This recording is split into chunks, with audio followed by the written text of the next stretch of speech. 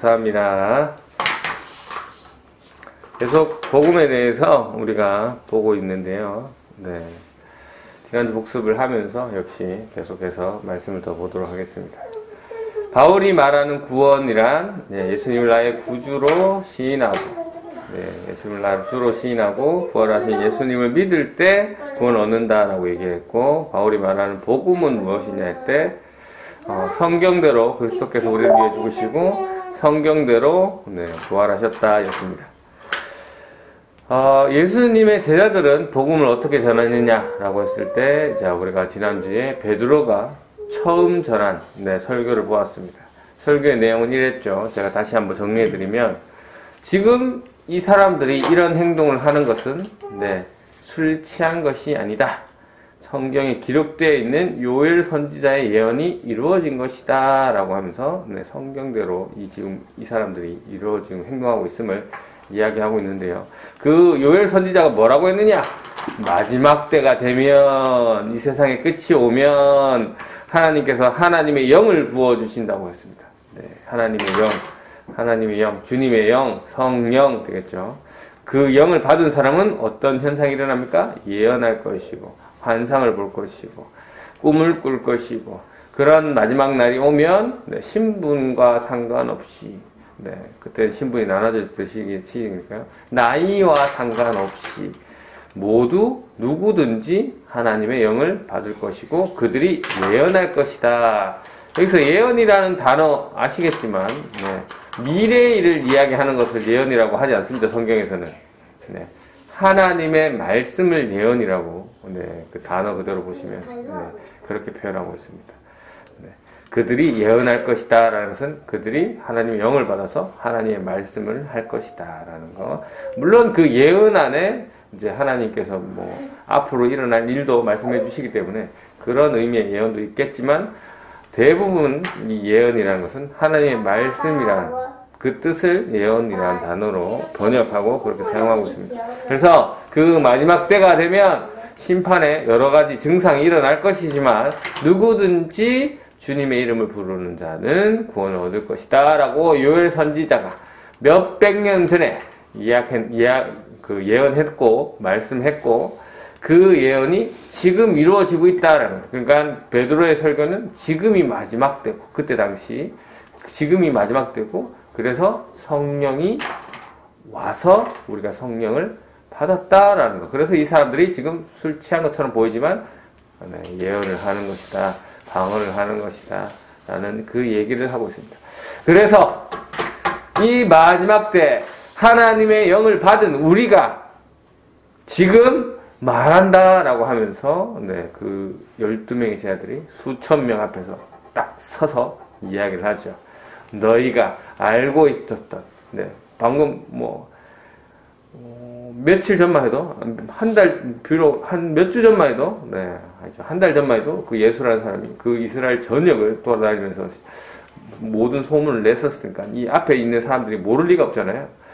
그 너희가 알고 있던 그 나사렛 사람 예수가 하나님이셨다라고 지금 베드로가 이야기하면서, 성부 하나님께서는 그 예수를 통해서 그 기적과 표적으로 이 사실을 우리에게 보여주셨고 너희도 이미 경험했기 때문에 잘 알고 있지 않느냐라고 이야기하면서, 이런 예수가 너희들에게 넘겨졌고 악한 사람들의 손길에 의해서 십자가에 못 박혔다, 죽었다.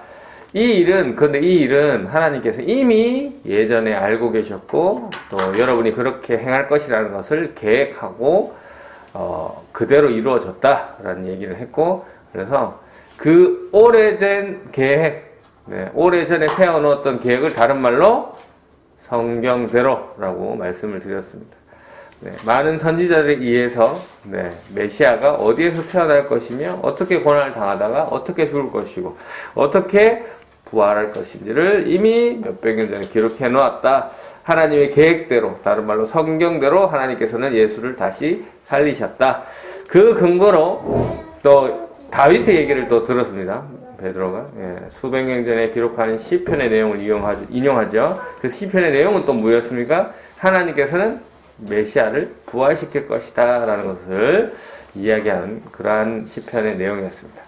그래서 다윗이 예언했던 그 메시아가 바로 이 예수다, 이 나사렛 예수다라는 거. 그가 이 예언대로 죽었다가 살아나는 것을 우리가 봤다. 우리가 그 일의 증인이다. 라고 담대하게 얘기했던 그 베드로의 모습을 지난주에 살펴봤습니다. 그렇습니다. 우리가 예수라는 사람을 하나님으로, 메시아로 믿을 수 있는, 구원자로 믿을 수 있는 증거, 바로 성부 하나님께서 성자 예수님을 자신의 계획대로 살리셨다라는 거. 그 부활하신 주님을 제자들은 만났고 보았고, 그래서 그들은 변화해서 부활의 증인이 되었다라는 것이죠. 정리 한번 하겠습니다. 우리가 복음은 무엇이냐, 복음의 핵심이 무엇이냐라고 했을 때 가장 중요한 증거는 예수 그리스도의 부활이었습니다.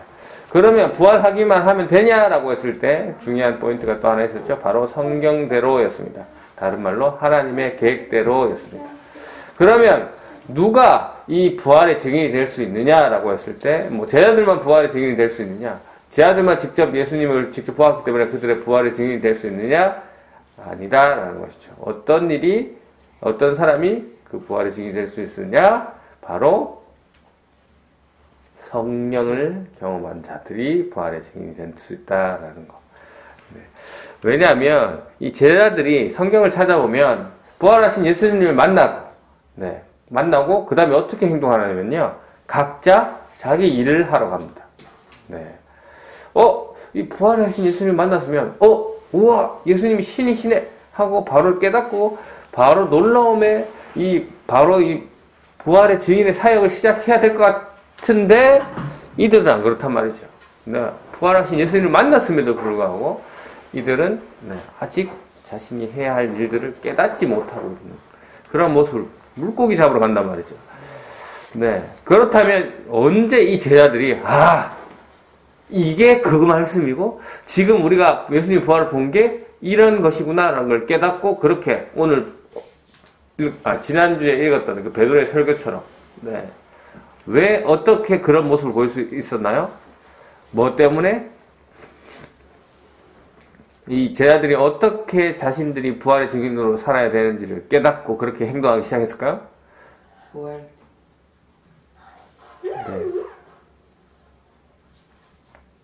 설교 전에 바로 직전에 일어났던 사건, 성령이 임한 사건, 성령이 임한 사건. 성경에 보면 성령을 통해서 성령 하나님이 하시는 일이 깨닫게 하시는 거, 깨닫게 하시는 거예요. 그래서 부활하신 예수님을 만났지만 각자의 일로 돌아갔던 제자들이 성령님을 만나고, 다른 말로 주님의 영, 주님의 영, 예수 그리스도의 영을 경험한, 그 영을 경험한 자들이 예수님 부활이 이런 의미구나, 난 이렇게 살아야 되구나, 이게 그 말씀이구나 라고 깨닫고 그렇게 행동하기 시작했답니다. 그래서 복음의 핵심, 키워드 여러 가지가 있겠지만 부활, 성경대로, 그리고 성령입니다. 이렇게 베드로가 설교하자 사람들이 어떻게 했습니까? 벌벌벌 떨었죠. 왜? 하나님이 보내신 그 메시아를 너희가 죽였잖아 라고 얘기해버리니까 이 마지막 때에 하나님, 그러면 심판이 있을 것이고 자기들은 심판받아서 지옥 갈 거라는 느낌을 확 받잖아요. 그래서 벌벌벌 떠고 있을 거. 어떻게 할까라고 베드로한테 물어보니까 베드로가 뭐라고 대답합니까? 회개하고 예수 그리스도의 이름으로 침례를 받아라. 그러면 죄 용서를 받을 것이고 성경을 선물로 받을 것이다 라고 이야기합니다.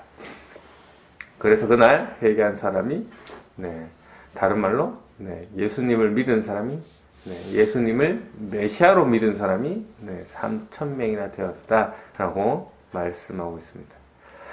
지금까지 우리가 전도를 하면 무엇을 전했습니까?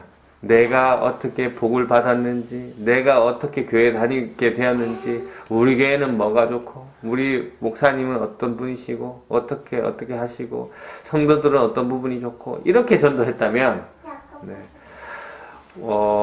예를 우리 교회를 들으면, 아이고, 우리 교회 목사님은 잘생기시고,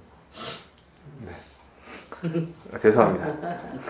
얼굴도 잘생겨서 설교도 잘하시고 뭐 이런 식으로 설교를 했다면, 네, 이런 식으로 전도를 했다면 이제는 어떻게 해야 됩니까? 제자들처럼 어떻게 해요? 예수님이 누구신지를 전해야 돼요. 예수님이 누구신지를. 네. 여러분, 예수님은 누구이십니까? 하나님의 아들. 그렇죠. 하나님 아들이시고 하나님이시죠. 네. 왜 예수가 하나님이신가요? 네.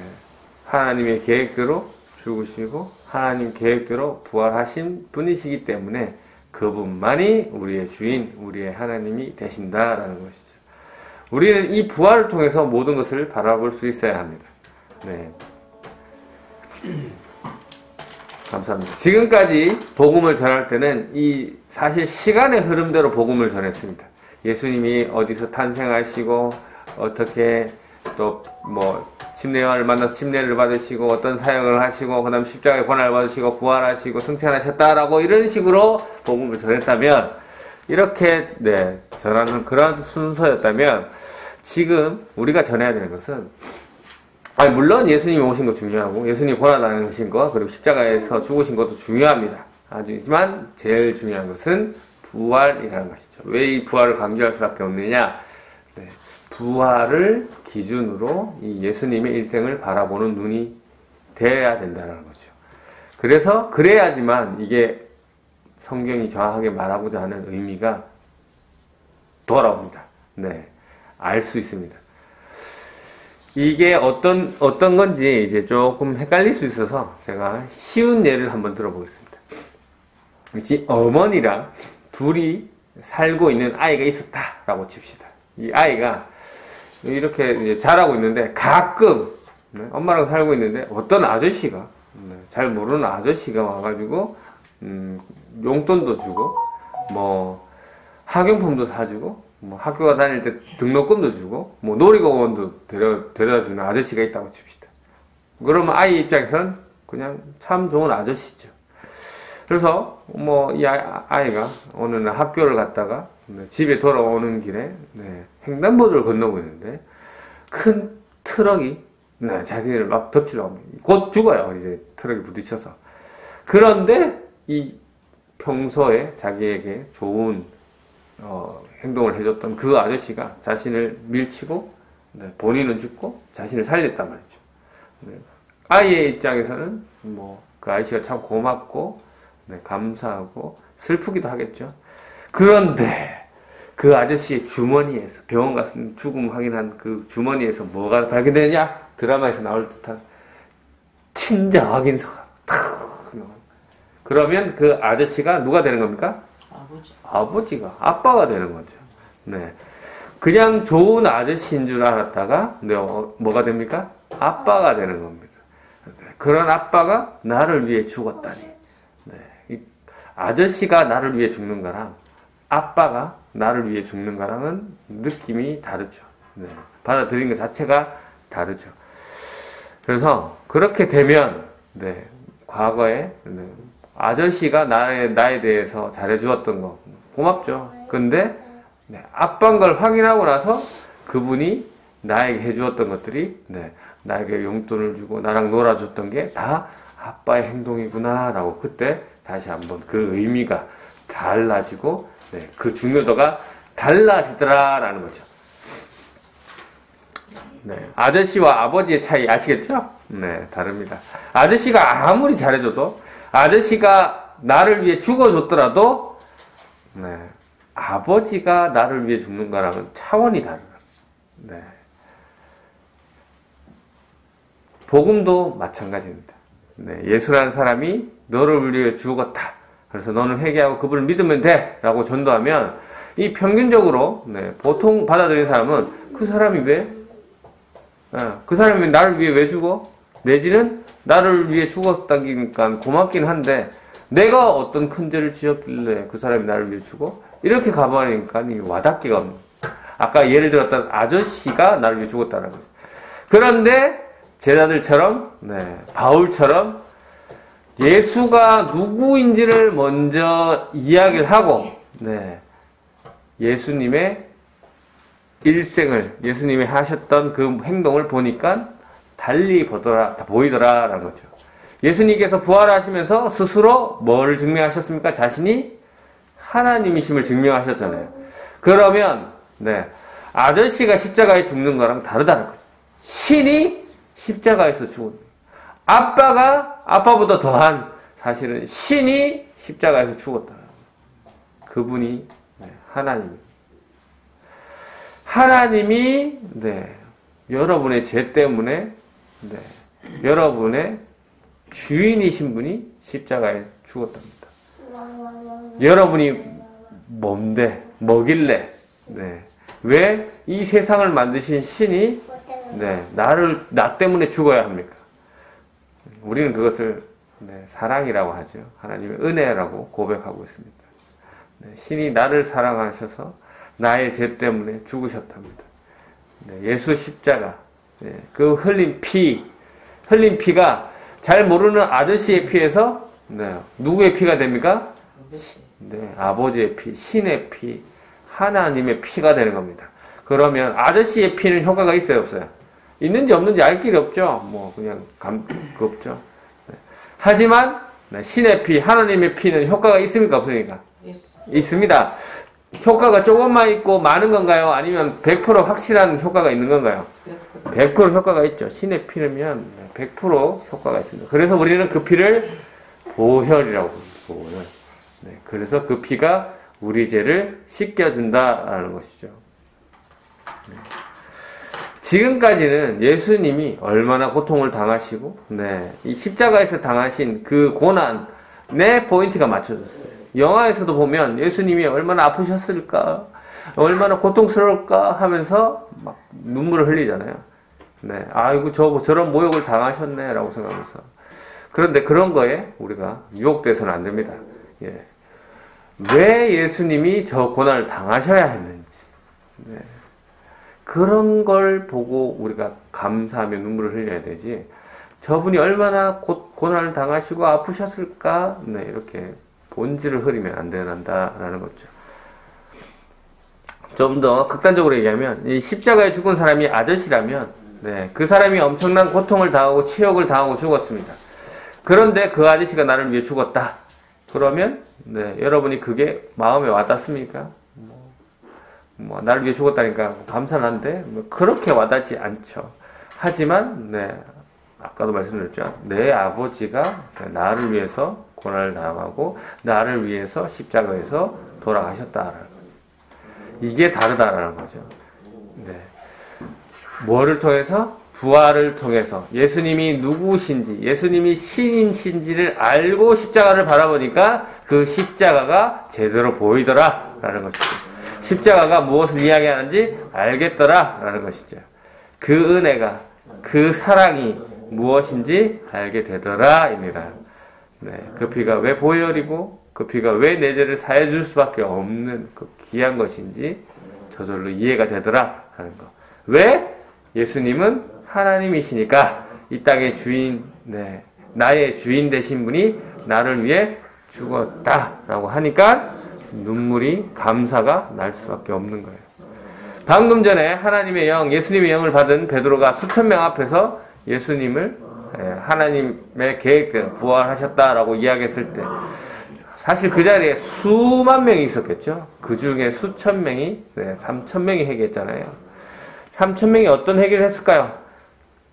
우리처럼 아이고 하나님 누구를 미워했고요. 어떤 죄를 공격했고요. 그래서 뭐 이렇게 했습니다. 이런 죄를 회개했을까요? 아니라는 거죠. 당시 바리새인들도 예수님한테 혼이 나서 그렇지, 예수님한테 엄청 혼이 나는 사람이라 우리가 바리새인을 나쁘게 봐서 그렇지, 당시에 그 어떤 사람들보다 깨끗하고 괜찮은 사람들로 모든 사람에게 존경받던 그런 사람들이잖아요. 그들을 겉보기론 그들의 죄를 찾기가 어렵단 말이죠. 그럼 이들이 어떤 죄를 회개했느냐? 요한복음 16장 9절에 보니까 죄에 대하여 함은 그들이 나를 믿지 아니하며 라고 말씀하고 있습니다. 성경에서 말하는 죄는 어떠한 윤리적 도덕적 죄를 이야기하는 것이 아니라 바로 죄, 관역에서 벗어나는 것. 예수님이 말씀하시는 죄, 네, 예수님을 믿지 아니하고 네, 아니한 것을 성경은 죄라고 말씀하고 있습니다. 네, 그래서 이들이 회개한 것은 예수님을 믿지 않고 예수님을 네, 왜 믿지 않을까요? 내가 주인 되었기 때문에 예수님을 믿지 않게 된 거죠. 네, 내 몸이 내 인생이 내 것인 줄 알고 내가 하고 싶은 대로 살고 싶기 때문에 그는 네, 예수님을 믿지 않고 결국 예수님을 죽이게 되는 것이죠.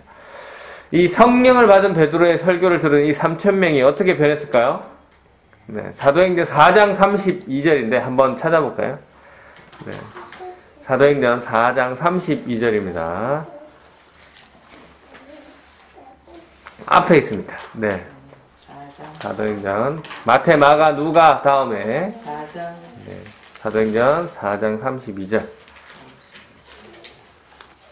누가 요한 다음에 나옵니다. 사도행전 4장 32절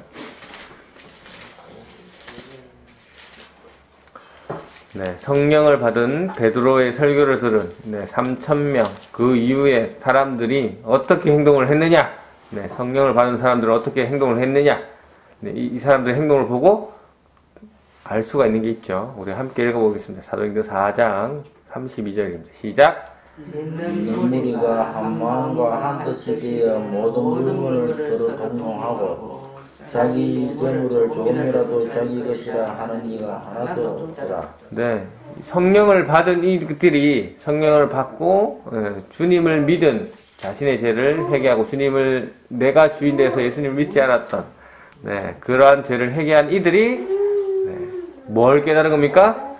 아, 내 인생이 내 것이 아니구나. 내가 가진 것이 내 것이 아니구나 라고 하니까 네, 이 죄가 얼마나 나쁜 것인지 깨닫게 되니까 이제 어떻게 산다고요? 믿는 무리가 한 마음과 한 뜻이 되어서 모든 물건을 서로 통용하고 라고 말씀하고 있습니다. 네. 자기의 재물을 조금이라도 자기 것이라고 하는 이가 뭐 하나도 없었다라고 합니다. 왜 그렇습니까? 내 것이 아니니까. 네. 누구 거니까? 하나님 것이니까. 네. 그렇게 살아야 한다. 다 주님 겁니다. 다 주님. 네. 내 것, 내가 주인 된 것, 네. 이 죄가 얼마나 무섭고 나쁜 죄인지 네. 깨닫게 되니까 네. 이게 내 것이 다, 이제 내 것이 하나도 없다. 다 주님 것이다. 라는 거. 뭐 이 말씀 어떤 얘기입니까? 야, 다 주님 것인가? 전재산 팔아서 교회 바치라는 얘기입니까? 네? 이런 설교하고 있는 목사한테 돈을 다 주라는 얘기입니까? 그런 얘기 아닙니다. 네. 또 네, 주님 것을 주님께 드리라는 그 얘기인 거죠. 우리가 가진 게 다 주님 거라는 얘기인 것이죠. 네.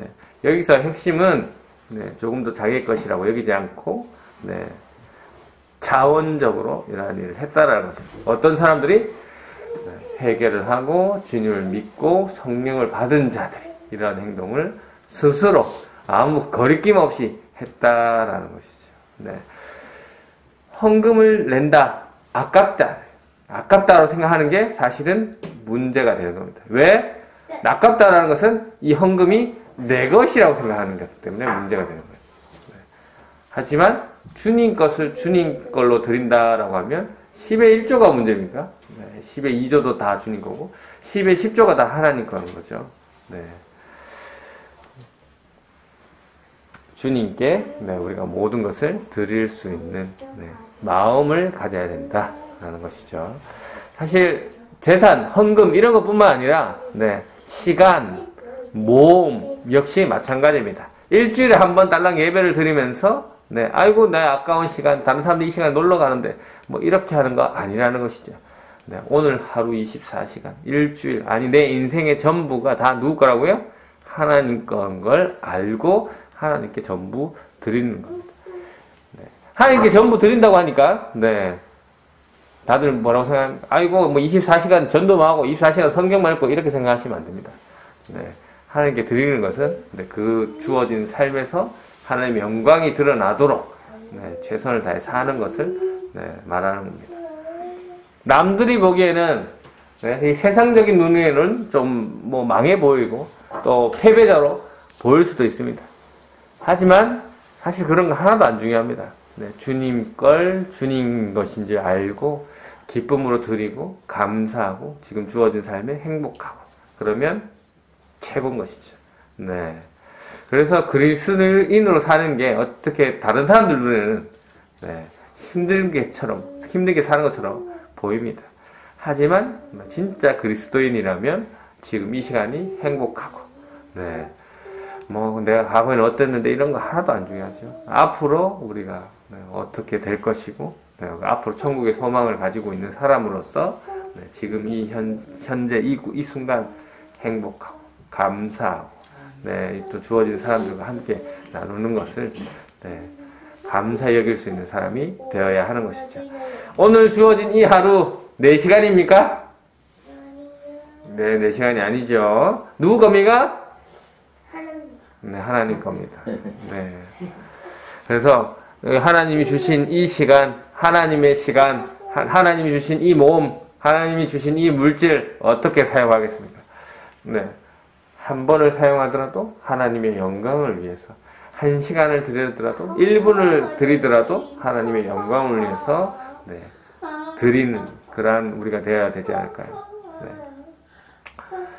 그래서 하나님의 은혜, 그 깊으신 은혜, 말도 안 되는 신이 나를 위해 죽었다는 그 말도 안 되는 그 은혜와 그 사랑을 경험하는 자로서 우리는 폭풍 가운데 있는 고요한 그 사랑, 바다의 그 풍랑 가운데 저 깊은 바다의 그 깊은 바다처럼 이 우리와 지금 이 함께 예배 드리고 있는 이 사람들이 내 아내가 내 것이 아니고 내 자녀가 내 것이 아니고 나의 부모님이 내 것이 아니고 하나님이 주신 하나님 것임을 인정하고 하나님의 것을 어떻게 대할 것인지를 우리가 묵상하고 그렇게 대한다면 분명 귀한 모습이 나올 것입니다. 한 번에 바뀌는 사람은 아무도 없습니다. 말씀을 들으면서 성경은 얘기하죠. 믿음은 들으면서 자라난다라고 하잖아요. 그래서 말씀을 계속 들으면서 이 성령님 주시는 그 깨달음을 통해서 우리는 날로 믿음이 성숙되어가는 크기는 같아요. 주신 믿음은 같지만 우리는 그 믿음을 좀 더 고급지게, 좀 더 멋지게 그렇게 가꿔야 가야 된다라는 것이죠. 그래서 우리의 삶 속에서 예수 그리스도의 모습이 드러나는 저와 여러분이 되시기를 주님의 이름으로 축원합니다. 아멘. 아멘. 감사합니다.